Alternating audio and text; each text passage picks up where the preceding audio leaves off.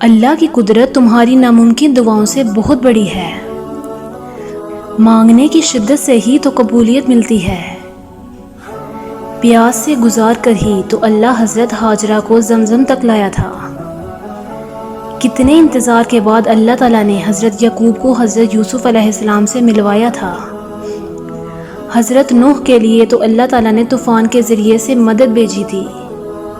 ہمارے نبی صلی اللہ علیہ وآلہ وسلم کی ایک انگلی کے اشارے پر تو اللہ نے چاند کو 2 ٹکڑوں میں توڑ کر رکھ دیا تھا۔